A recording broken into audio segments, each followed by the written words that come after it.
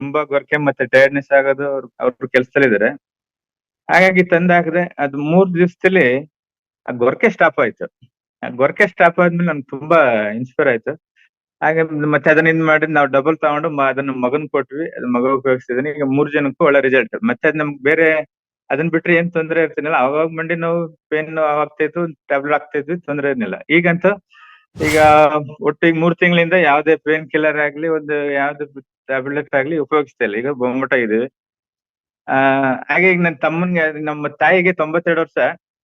ಅವ್ರಿಗೆ ಯಾವಾಗ್ಲೂ ರಾತ್ರಿ ಎದ್ದೇಳೋದು, ಬಡ್ಕೊಳ್ಳೋದು, ನಮ್ಗೆ ಆ ನೋವು ಈ ನೋವು, ನಮ್ಗೆ ಏನೋ ಆಗೋಯ್ತು ಅನ್ಕೊಂಡು ಎದ್ದು ಓಡ್ ಬರ್ತಾ ಇದ್ವಿ. ಅಷ್ಟೊಂದು ಪ್ರಾಬ್ಲಮ್ ಅಲ್ಲಿ ಇದ್ರು. ಅವ್ರಿಗೊಂದು ಮ್ಯಾಟ್ ಕೊಟ್ವಿ. ಅವ್ರೀಗ ಮಗು ತರ ಮಲಗಿರ್ತಾರೆ. ಬೆಳಗ್ಗೆ ರಾತ್ರಿ ಮಲಗಿದ್ರೆ ಬೆಳಗ್ಗೆ 7:30ಗೆ ಎದ್ದೇಳ್ತಾರೆ. 7:30 8 ಗಂಟೆಗೆ ಎದ್ದೇಳ್ತಾರೆ. ಅದೊಂದು ತುಂಬಾ ಮಿರಾಕಲ್ ರಿಸಲ್ಟ್ ಅದು. ಮತ್ತೆ ಹಾಗೆ ನನ್ ತಮ್ಮನ್ ಮಗನಿಗೆ ಕಾಲು ಕಬಡ್ಡಿ ಆಡ್ತಂತಾರೆ, ಟ್ವಿಸ್ಟ್ ಆಗಿತ್ತು. ಟ್ವಿಸ್ಟ್ ಆಗಿ ನೀನ್ ಹಾಸ್ಪಿಟಲ್ ಕರ್ಕೊಂಡು ಹೋಗ್ಬೇಕು ಅಂತ ಇದ್ ಮಾಡ್ತಿದ್ರು.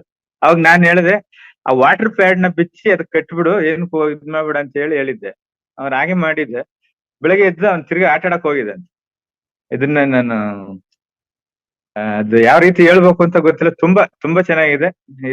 ಇದನ್ನ ಅವಕಾಶ ಕೊಟ್ಟಂತ ಸಾಗರ್ ಜೋಶಿ ಸಾಹೇಬ್ರಿಗೂ, ತಮಗೂ, ಎಲ್ಲರಿಗೂ, ನಿಮ್ಗೆ, ನೀವು ನನ್ಗ್ ಸಪೋರ್ಟಿವ್ ಆಗಿ ನಿಂತಿದಂತ ನಿಮಗೂ, ಪ್ರಶಾಂತ್ ಸರ್ಗೂ, ರೇವಣ್ ಸರ್ಗೂ ನನ್ನ ತುಂಬು ಹೃದಯ ಧನ್ಯವಾದಗಳು ಸರ್.